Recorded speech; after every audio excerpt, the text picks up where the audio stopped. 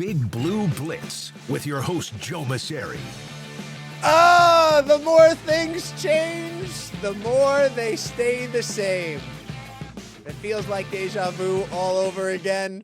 You have no idea how true that is for us here on the Big Blue Blitz. I am Joe Mauceri, and joining us each and every week, a guy who always goes for it on fourth down, NFL reporter for the New York Post, Ryan Dunleavy. Ryan, how you doing today? I'm great, Joe. How are you? Oh, I've had better days, but we all have.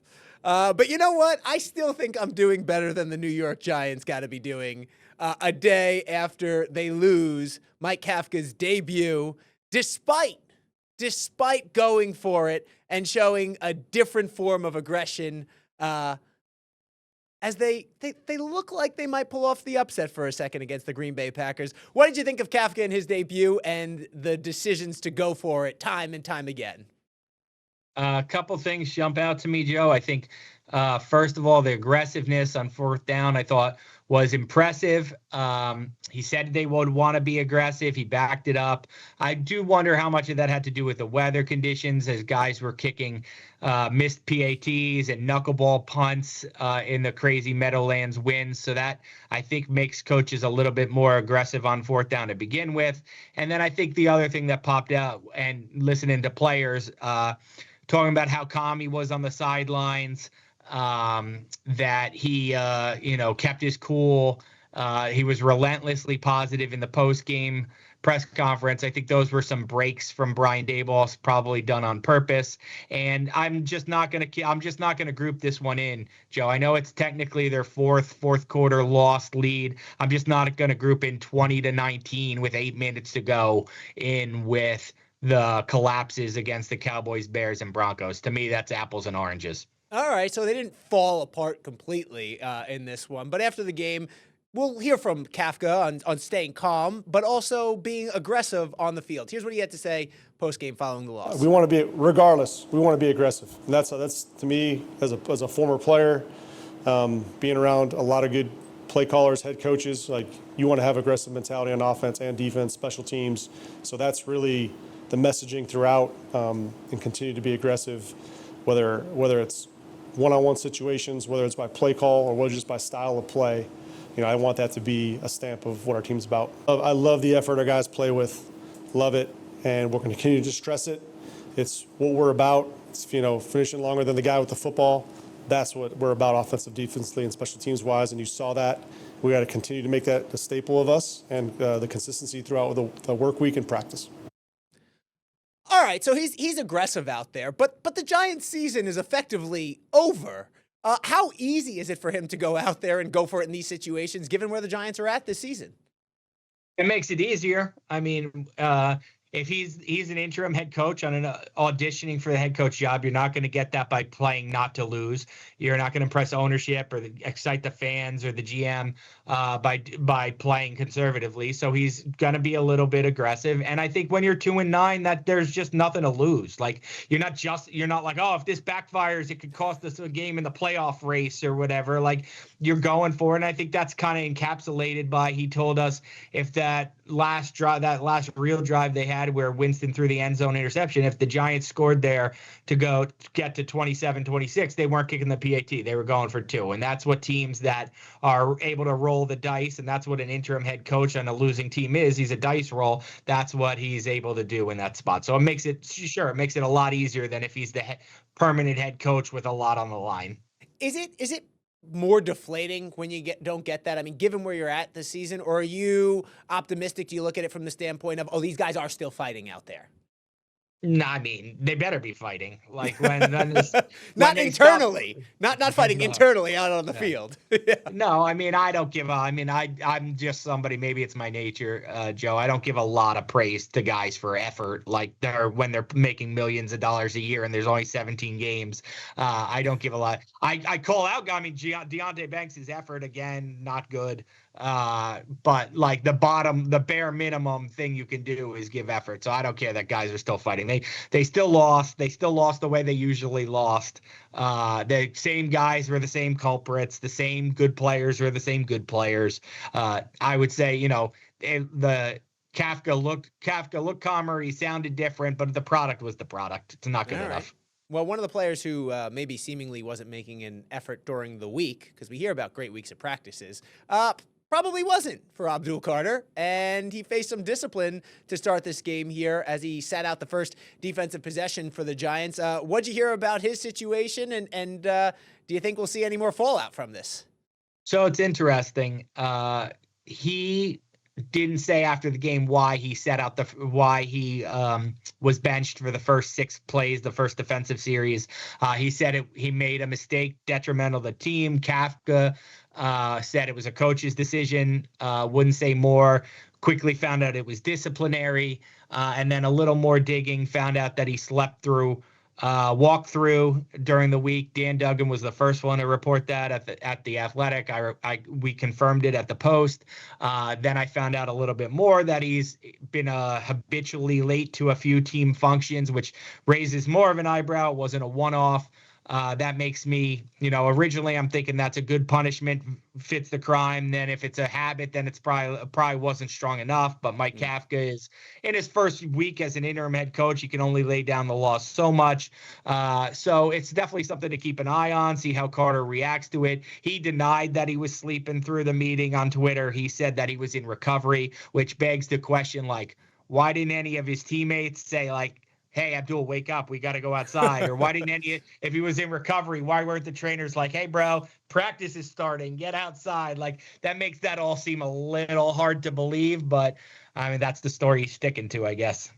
You got to let sleeping giants lie. Here is what Mike Kafka had to say post-game about the decision to start Carter on the bench. That was a coach's decision. That's something we talked about, and I want to make sure it was my decision. So we'll just keep the rest of that in-house. Disciplinarily? Yeah, we'll keep the rest of that in-house. This was a coach's decision for me, and talk to that Abdul. I love Abdul and what he brings to this team, the skill set he has. This guy loves ball. And, I'm excited again to watch him attack this week of practice and continue to work and grow and be the great player that I think he is. All right, let's talk about the way the Giants have responded to this. Obviously, you heard Kafka just there say that I love Abdul. I think at one point he said he was happy with the way he responded, but I might be misremembering there. But we also heard Brian Burns say he kind of gave him a pat on the back, said, hey, get it together, you got this. And you look at the way the Giants are handling this situation compared to how the Bills are handling their situation with Keon Coleman. After the game, Deion Dawkins said, hey, enough pats on the back. It's time to get your together. When you look at the way the Giants are handling this situation, especially in comparison to the way the Bills are handling it, I know Carter's a rookie, but what do you think of the way this is all being discussed internally? So Coleman, I think, was a healthy scratch. So he basically got benched for the whole game. So what it is I think a couple things. One, Coleman's not as important to the Bills as Carter is to the Giants, so it's easier to bench him. It's easier to make an example of him. But the thing that jumps out the most, Joe, is that's a winning team in Buffalo with good leaders who have been there, done that, and can call each other out. And if you don't like it, well, Deion Dawkins is a multi-time Pro Bowler who's been to the playoffs and has a certain cachet. And the Giants, even their best leaders like Brian Burns, have really done nothing but lose their whole career. So they don't know winning football. They don't know winning culture. They are trying. Burns especially is trying. I didn't love what Dexter Lawrence said about not even talking to Carter about this and just go be the star that you are. It seemed kind of dismissive of it, especially if, like I said, to my reporting, it's not the first time that it's happened. If it was a one-off, I get it. I think back to Andrew Thomas when he was a rookie or a second-year player, missed a meeting or was late to a game. Was late to a practice, and he missed the whole first quarter of a game. He was sat out by Joe Judge, who was a disciplinarian. And Andrew Thomas, as we've come to see, is about as responsible and mature a guy as there is in a locker room. So that was obviously a one-off. Abdul Carter, we're going to see. This might be some lingeringness from Brian Daboll, who didn't really discipline his players. If there was anything, it was slaps on the wrist behind closed doors, maybe a fine, nothing noticeable like playing time to be accountable for. So I credit Kafka for breaking from Dable and at least doing something here that says like, hey, new sheriff in town. But he certainly didn't go as far as a guy like Judge, though it's hard to do that in your first week in charge. Yeah, and he said during his first press conference with the media that he believed in accountability and put his money where his mouth was in week one here, being the guy at the helm. When you look at this as it pertains to Carter, though, considering where the expectations were for him coming into this season, how disappointing is it, especially when you factor in, his play after he did get out there on the field was pretty much non-existent? Yeah, I mean, look, when they drafted Abdul Carter, there were character concerns coming out of college. The thought was it's nothing that like 15 sacks isn't going to make you overlook. Yeah. So if he had 15 sacks, we'd probably be talking about missing a meeting in terms of like, oh, well, whatever. Well, he doesn't practice. We're talking about practice, like Allen Iverson. When you have a half a sack and it looks like you need all the practice you could get, then it becomes a bigger deal. So that's just the way sports is. Unfortunately, it's, not everything is fair in life. So that's certainly part of it. Analytically speaking, 20 years ago, we wouldn't be having this conversation about like, oh, well, he gets pressures and knockdowns and he's disruptive, but he's not getting sacks. But I always come back to Joe, pass rushers don't get paid for pressures or for hurries. They get paid for sacks. That's how you go to the Pro Bowl. A 1st and 10 pressure becomes like a 2nd and 7 on a check down, and a 1st and 10 sack becomes a 2nd and 18. And the difference in those is enormous. So, yeah, he has to be a better finisher, especially if he's going to want some leeway off the field. And you know what? You don't go to the Pro Bowl for good vibes either. Because if you did, Jameis Winston would be a perennial Pro Bowler. When we come back, we're going to talk about Winston's debut as a starter for Big Blue right here on the Big Blue Blitz. Stay with us. We'll be right back. Welcome back to Big Blue Blitz. Well, Jameis Winston started his first press conference with the media by singing Broadway. A little tribute to Hamilton in the greatest city in the world. I think he did it better than I did. Welcome back to the Big Blue Blitz as Winston put on a show, although it ended tragically in his debut as starter for the New York Football Giants. Ryan Dunleavy, the New York Post. Big Broadway fan, Ryan? I am not a big Broadway fan. I have seen 2 Broadway shows in my life. Was one of them Hamilton? No, I saw it on TV, but All I right. did not. One of them was Wicked, though. Wicked's pretty good. All right. It's wicked good. So you got to see another show, though, because Jameis Winston is always a performer and an entertainer. You said it on Wednesday when we were out there. It was going to be a show one way or the other. So give us your review on the debut of Winston. It was the Jameis Winston experience. It's exactly what you bought a ticket for. 3 touchdown drives, an opening drive touchdown, which was exciting. His own quarterback sneak touchdown, which, side note here, Joe, I don't think I've ever seen a touchdown celebration take so long. Like all 10 Giants players were back on the sideline, and he was still dancing in himself. One offensive lineman joked he thought they were going to get a delay of game penalty. John Michael Schmitz is like, I had to leave, but I wanted to give him his moment, after he fed him the W's. Yep. So that was fun. And then in the end, he turned the ball over on his last 2 plays, including the wannabe Hail Mary that he never got off. So turned the ball over in the last 2 snaps. I don't know that the interception was his fault. I think Jalen Hyatt cut off that route. But in the end, that's what Jameis Winston is. You live and die with every play could be a touchdown or a turnover. So at this point, more comedy or tragedy for you here?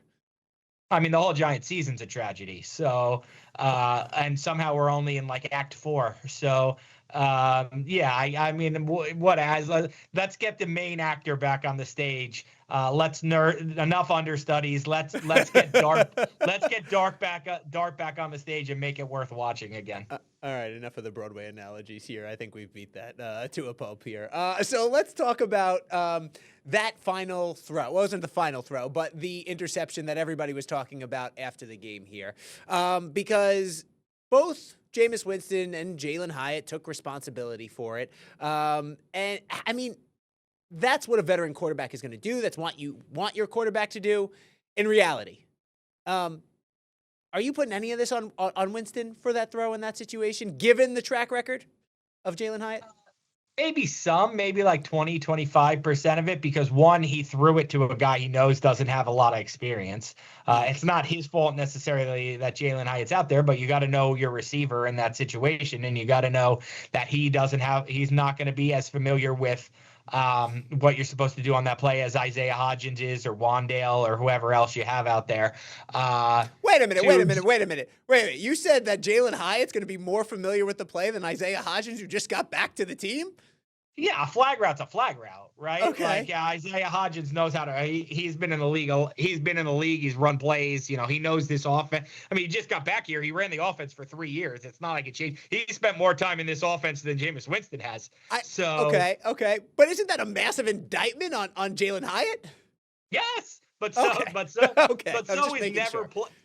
is never playing for 3 years, basically. So he's cutting off your route in that spot. Look, I've said this before. There's nobody in this organization. There's busts. There's bigger busts. Deontay Banks, the bigger bust. Evan Neal's the biggest bust. But there's probably nobody in this organization that is as confounding to people as Jalen Hyatt, because the front office loved what they saw, the scouting department, and the coaches didn't trust him at all. And not that the coaches want to do a victory lap for a loss, but I'm sure the coaches are like, this is why we can't play this guy. Right. All right. Well, how much of a red flag is that then on this front office? Because we've said it time and time again, trading up to get Hyatt, trading up to get Banks. And then what did you think of the moves? Well, let's start with there. So how much, I mean, are we over this regime, their evaluation of talent? Like, I know that Joe Schoen is going to lead the search for the next head coach. But, I mean, how can you trust him to evaluate talent at head coaching position? He just got rid of the guy that came in with him. And now he's the one in charge still. Yeah, I mean, I wouldn't trust him to, but John Mara does.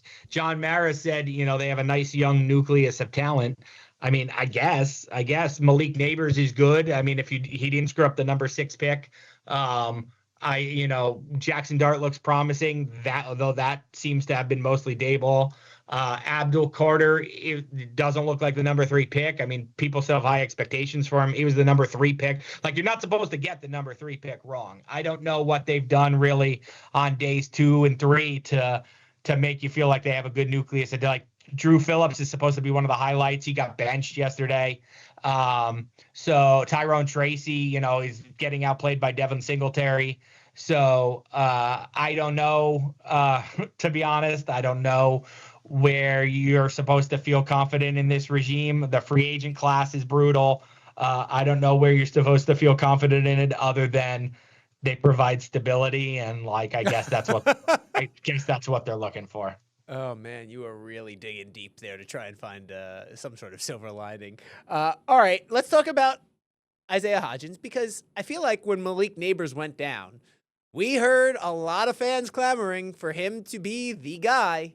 And he goes out and has another solid performance in his first game back with the team. Why now? Let's start there. Bring him back. And how impressed were you by what you saw? I'll start with the second one. I was impressed. Like I said, he knows the playbook, but it's still not easy to do. I mean, he hasn't played a game all season, barely played last year. He looked like wide receiver 1, basically. So, and 2 of those catches, 2 of his 5 catches, I think, were 4th down conversions. So, no, he looked similar, I would say, to the guy who was Daniel Jones's number 1 receiver when they went to the playoffs. So, I was impressed. Why did it take so long? That's a great question, Joe. I've been asking everybody this. Fans have been asking me this. It was the obvious move to make in September. So now I'm going to give you 2 things, and I don't know which one is true. Number 1, either you want to believe, and I do not believe this, but either you want to believe that Brian Daboll was the one who was stopping the Giants from signing Isaiah Hodgins, booting Evan Neal. Now he's on IR, cut him, whatever. Booting Graham Gano and putting Russell Wilson behind Jameis Winston. Those are 4 moves the Giants have made since Mike Kafka took over, that every fan and every media person has been calling for basically since September. Right. And they took until Brian Daboll got fired. So either you believe that Brian Daboll was this huge obstacle to progress, or you believe that they're making it look like maybe Brian Daboll was this huge obstacle to progress, and they're also just giving the pound of flesh to angry fans. Like, okay, we know what the fans want. We know you're miserable. We're just going to give you what you want at this point. Right. All right. So, I mean, Neal at this point, it feels like is a no-brainer, right? There's almost no consequences that come from that. The Hodgins thing, though, that I never understood is, I mean, toward the end of that season, he and Jones had such a good rapport together. He was the leading receiver in the win against Minnesota. And yet he just never found footing after that. And to say like that Brian Daboll, and maybe he did, maybe he hated him. I have no idea. Very But unlikely. say that again. Very unlikely. Right. Especially considering he's your main receiver in a playoff game that you're Very winning. unlikely.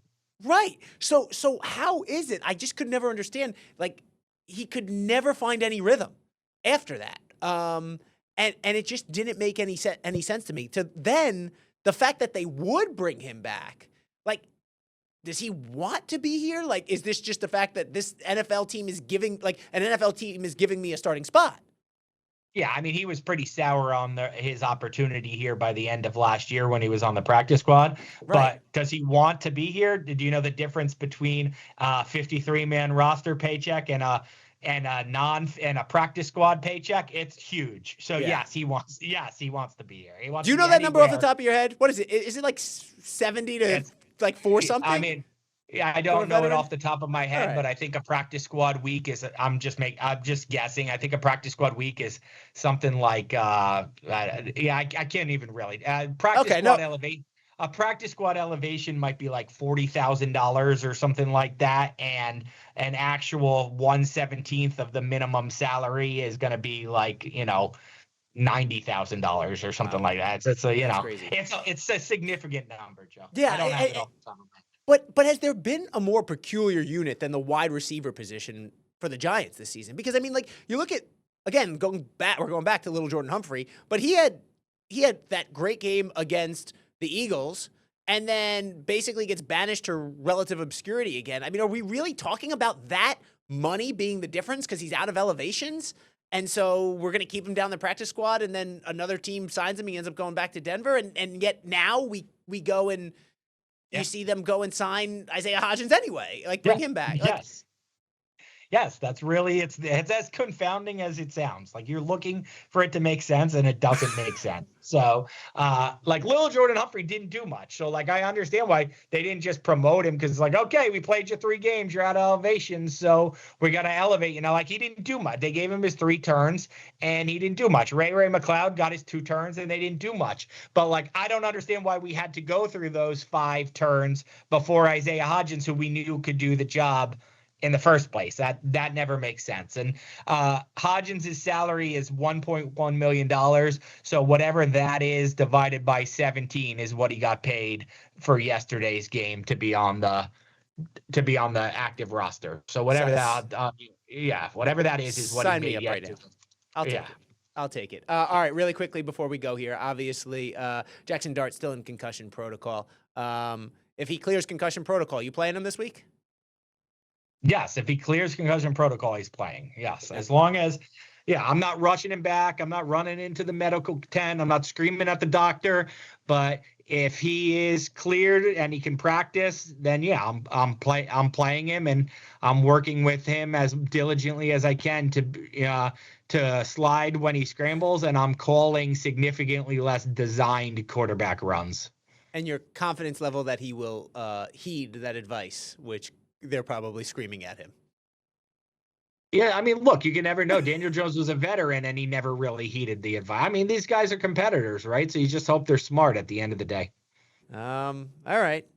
That's what you want from your quarterback, a smart quarterback who self-preservation. Let's just forget about smart. Let's just hope self-preservation kicks in for his sake and the sake of this franchise. Go ahead. Yeah, what about my sake, Joe? I could use some self-preservation. I think that ship has sailed for both of us. For Ryan Dunleavy on the Big Blue Blitz, I'm Joe Mauceri. Thank you for joining us each and every week. Take care of yourselves out there, people. Somebody's gotta. Talk to you next week.